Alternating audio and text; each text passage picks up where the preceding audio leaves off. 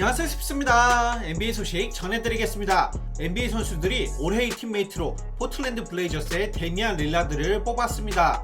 인디애나 페이서스가 이번 오프시즌에 마일스 터너에 대한 오퍼를 드릴 계획이라고 합니다. 아마 레이커스, 닉스, 셀틱스, 호네츠가 관심을 보일 것 같다고 해요. 마이애미 히트가 지미 버틀러에게 맥스 연장 계약을 오퍼할 준비가 되었다고 합니다. 그리고 히트와 뉴욕 닉스가 오프시즌에 데니쉬 슈로더 영입을 알아볼 거라고 해요. 피닉스 선즈의 크리스 폴은 다음 시즌이 계약 마지막 시즌이고 44.4밀리언 달러, 약 496억 선수 옵션인데 폴은 아마 이 옵션을 거절하고 단연 계약을 새로 맺길 원한다고 합니다. 아마 3년에 100밀리언 달러, 약 1110억 정도로 예상된다고 해요. 보스턴 셀틱스가 오프시즌에 캔바 워커 트레이드를 알아볼 거라고 합니다. 그리고 셀틱스의 단장 데니 에인지가 사임하였습니다. 셀틱스의 감독 브래드 스티븐스는 감독에서 사장직으로 승진됐습니다. 스티븐스 감독은 저번 시즌 버블 이후에 코칭에 지쳐 있었고 플레이오프 마지막 경기 전에 감독으로 마지막 경기인 걸 알고 있었으나 말할 수 없었다고 해요. 현재 셀틱스 감독 후보자로 이메 우도카, 천시 빌럽스, 제이슨 키드, 로이드 피어스가 나오고 있습니다. 셀틱스의 에반 포니에는 연 15에서 20밀리언 달러, 최대 약 220억 연봉을 원할 거라고 합니다. 필라델피아 식서스의 조엘 엠비드 무릎 MRI 검사 결과가 나왔는데 반월판 연골이 살짝 파열됐다고 합니다. 놀라운 건 살짝이라고 해도 파열인데 부상 상태로 데이투데이가 나왔어요. NBA의 한 임원은 뉴욕 닉스의 줄리어스 랜들이 맥스를 받을 급은 절대 아니라고 말했습니다. 골든스테이트 워리어스의 드래먼드 그린이 본인이 수비해본 선수들 중에 가장 맞기 힘들었던 선수 2명을 얘기했습니다. 첫 번째 선수는 케빈 듀란트였는데요. 듀란트는 수비하는 게 불가능하다, 수비 불가능에 가장 가까운 선수다 라고 했는데 그린은 듀란트가 가장 맞기 힘들다는 얘기를 여러 번 했었기 때문에 놀랍지 않았는데 두 번째 선수로 마누 지노빌리를 뽑았습니다. 지노빌리는 다운힐로 움직이면서 사이드웨이로 움직였다. 지노빌리가 왼쪽으로 움직이는 걸 보는 순간 바로 유로스텝을 했다고 말했습니다. 저는 NBA 역대 과소평가된 선수 뽑으라고 하면 뽑을 선수들 중 한 명이 마누 지노빌리거든요. 전성기 때 아르헨티나 팀으로 미국 올림픽 농구팀을 이기고 금메달을 따고 스퍼스 전성기 때 올스타인데 양보를 해서 벤치에서 나와서 그렇지 실력은 리그 거의 탑급이었다고 생각합니다. 2005년 파이널 MVP를 지노빌리가 탔어야 했다고 생각하는 분들도 많았죠. 그런데 여기서 신기한 건 드래먼드 그린은 리그에 나중에 들어왔기 때문에 지노빌리 전성기가 다 지나고 은퇴하기 조금 전에 붙었는데도 이런 평가를 하는 게 재밌습니다. 어제 있었던 경기들에 대해서는 짧게 얘기하고 오늘 경기들 얘기하겠습니다. 어제 워싱턴 위저즈는 식서스에게 129대 112로 패하면서 위저즈의 이번 시즌은 이렇게 끝이 났는데요. 브래들리 빌은 경기 후 인터뷰에서 기자가 미래에 대해 물어보니 우리는 그거에 대해 얘기하지 않을 것이다. 난 그런 생각을 아직 해보지 않았다. 결국은 내가 결정하는 것이다. 내 입에서 나오는 말이 아니면 다 루머다. 다음 시즌이 내 계약 마지막 시즌이기 때문에 그런 루머가 더 많아질 것 같다. 난 지금 릴렉스 하면서 몸에게 휴식을 줄 것이고 여름이 다가오면 그때 생각할 것이라고 말했습니다. 위저즈는 시즌 초반에 엄청 못했던 거 생각하면 플레이오프까지 올라온 것도 대단한 거죠. 하지만 이번 시즌 초반에 커리어 하이를 기록하던 토마스 브라이언트가 부상으로 시즌 아웃이 되고 다비스 베르탕스도 끝에 다쳐서 아쉬울 것 같고 과연 위저즈가 리빌딩을 시작할지 그리고 스카프루스 감독을 재선임할지가 중요하겠습니다.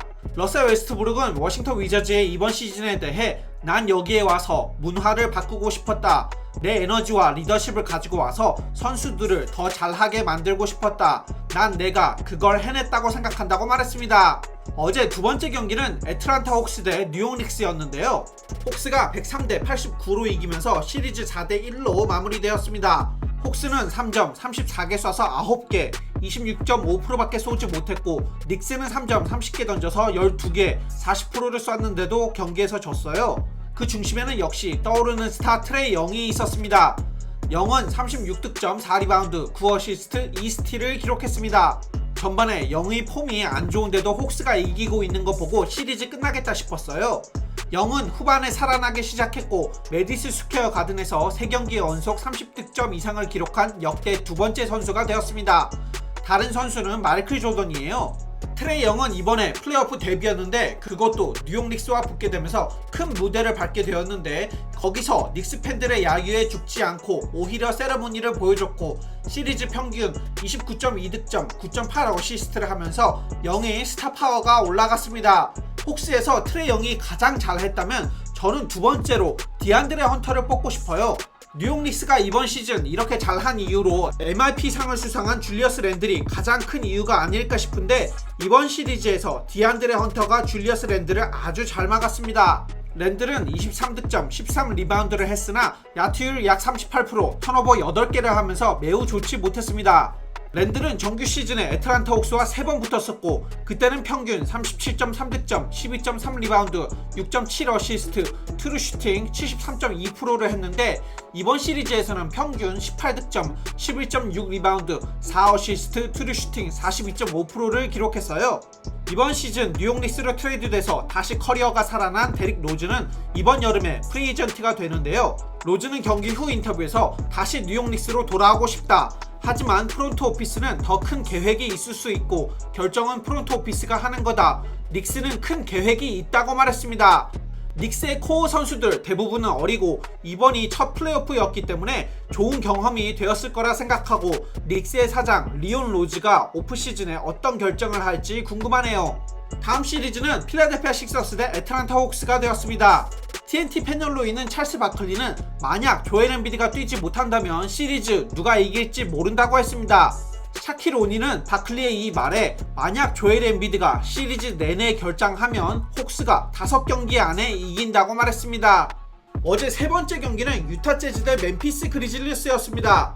재즈가 126대 110으로 승리했고 시리즈 4대1로 마무리되었습니다.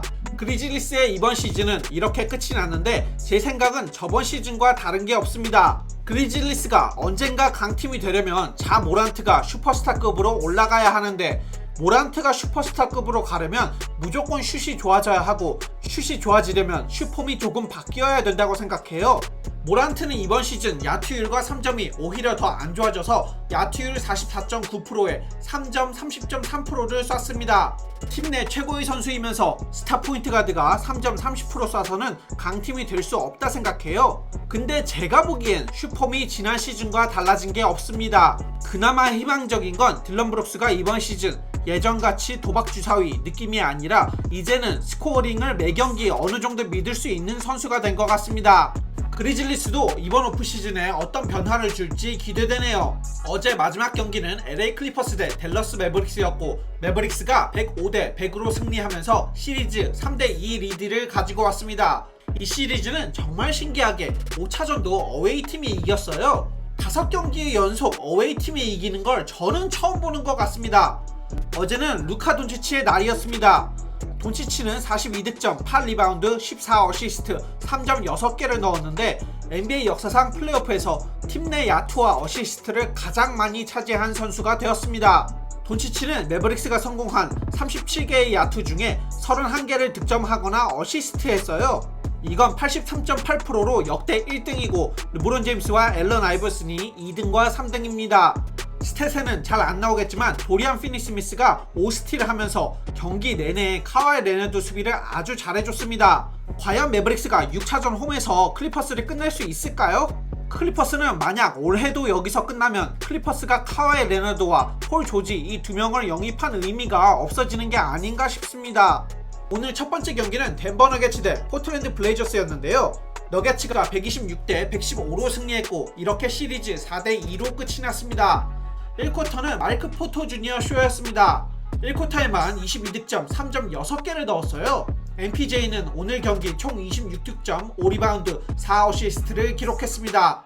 마이클 포터 주니어가 너게츠를 먼저 이끌었다면 후반에는 니콜라 요키치와 몬테 모리스가 이끌었습니다. 니콜라 요키치는 오늘 36득점 8리바운드 6어시스트 자유투 8개 쏴서 8개 다 넣었습니다. 시리즈 내내 그랬듯 블레이저스는 요키치를 막지 못했고 몬테 모리스도 오늘 22득점 4리바운드 9어시스트를 기록했어요. 모리스는 저번 경기에서도 28득점으로 잘했고 저멀 머레이가 빠져서 가드가 부족한 너게츠에게 큰 힘이 되어주고 있습니다. 그리고 모리스는 올해 연봉이 약 1.7밀리언 달러 약 19억으로 엄청 적게 받고 있습니다. 이번 시즌이 계약 마지막 시즌이었고 만약 프리에이전트였으면 제 생각에 최소 12밀리언 달러 더 받으면 15밀리언은 받을 수 있지 않았을까 싶은데 시즌 시작 전에 3년 27밀리언 달러로 싸게 재계약을 했어요. 블레이저스에서는 딱히 잘했다 꼽을 만한 선수가 없었습니다. 블레이저스는 14점 차이 리드를 했었는데 3쿼터 중반부터 다 따라잡혔어요. 저번 경기에서 55득점, 10어시스트를 기록한 데미안 릴라드는 오늘 28득점, 4리바운드, 13어시스트를 기록했지만 턴오버 5개에 후반에 야투 9개 쏴서 1개밖에 넣지 못했습니다. CJ 맥컬럼은 오늘 최악은 아니었지만 오늘도 별로였어요. 21득점을 했지만 3점 8개 쏴서 2개밖에 못 넣었습니다. 니콜라 요키치는 경기 후 인터뷰에서 3쿼터에 어떻게 분위기를 가져왔냐는 질문에 수비가 중요한데 중요한 스탑을 했다. 저멀 머레이 없이 너게츠가 얼마나 갈 수 있나 이런 말이 있는데 이번에 블레이저스 시리즈를 이겼다 라고 말하니 포기하지 않고 매 경기 싸울 것이다 라고 말했습니다. 데미안 릴라드가 경기 후 인터뷰에서 한 말이 충격적인데요. 이번 오프시즌에 블레이저스는 변화가 필요하냐는 질문에 상대팀 잘하는 선수 4명 중에 2명이 코트 위에 없는데 이런 팀에게 1라운드에 진다는 건 당연히 우승할 수 없는 팀이다 라고 말했습니다. 릴라드는 이번 시즌 9년 차인데 보통 이런 질문에 대부분 대답을 이런 일은 선수인 내가 하는 게 아니라 프론트 오피스 일이다. 프론트에 달려있다고 말했었는데 이렇게 세게 얘기하는 건 처음 봤습니다. 그리고 릴라드는 경기 후 본인 인스타그램에 내가 얼마나 오랫동안 팀에 헌신적이어야 해? 라는 글을 써서 블레이저스 팬들은 패닉을 하고 있습니다. 릴라드가 만약 이적을 하지 않더라도 블레이저스 팀에 많은 변화가 있을 것 같습니다. 오늘 두 번째 경기는 피닉스 선즈 대 LA 레이커스였는데요. 선즈가 113대 100으로 승리했고 시리즈 4대2로 끝이 났습니다.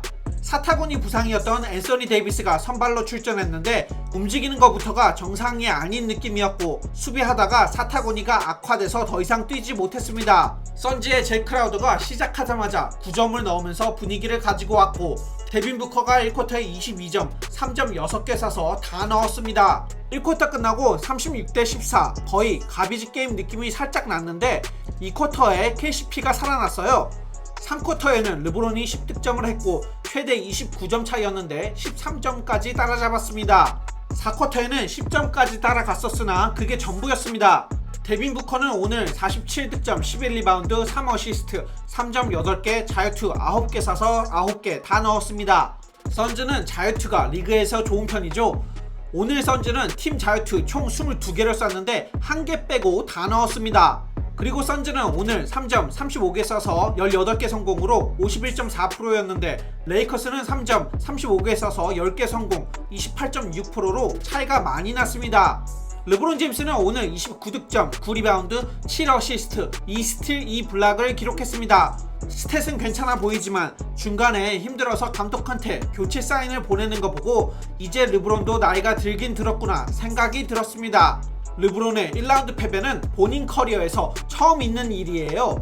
르브론 커리어 처음 2시즌은 플레이오프 진출에 실패했었는데 그 후에는 플레이오프에 나가기만 하면 1라운드는 무조건 넘겼었거든요. 그리고 르브론과 스테픈 커리가 플레이오프에 빠지면서 2010년 이후로 처음으로 10년 만에 르브론이나 커리가 없는 결승전을 보게 되겠습니다. 앤서니 데이비스는 경기 후 인터뷰에서 팀을 돕기 위해 내가 할 수 있는 건 뭐든지 다 하려고 했지만 내 몸은 말을 듣지 않았다고 말했습니다. 르브론 제임스는 경기 후 인터뷰에서 전에 다친 발목이 부상 전의 발목 상태로 돌아오지 않았다고 말했고 이번 오프 시즌에 AD와 함께 팀 로스터에 관해 얘기를 나눌 것이라고 말했습니다. 가장 중요한 건 본인과 AD가 건강해지는 것이라고 했어요. 경기 후 인터뷰에서 기자가 데빈 부커에게 너네는 디펜딩 챔피언을 1라운드에 만나서 잡았다. 어떠냐고 물어보니 우리는 만약 우승을 하려면 언젠가 레이커스를 이겨야 한다는 걸 알고 있었다. 그런데 1라운드에 만나게 됐다. 시리즈 내내 터프한 매치업이었고 1대2로 지고 있었을 때 우리는 모여서 리그룹했다. 그리고 싸워서 이겼다고 말했습니다. 너는 여태까지 이쯤이면 경기를 볼 수가 없는 선수였다. 모두에게 너의 실력을 얼마나 보여주고 싶었냐고 물어보니 나는 내 평생 이 순간을 위해 노력해왔다. 여기서 잘해야 했고 내 인생 농구를 위해 많은 것을 희생했다. 오늘 모든 걸 다 보여줬다고 말했습니다. 제가 준비해오는 영상은 여기까지입니다. 구독과 좋아요 부탁드리고 영상 봐주셔서 감사합니다. 좋은 하루 되세요. tell me I'm garbage. I'm going through something, that's why I ain't calling. Phone and progression is all that I wanted. The phone and affection, I summon and dub it. Cause bitch, I got problems on problems on problems on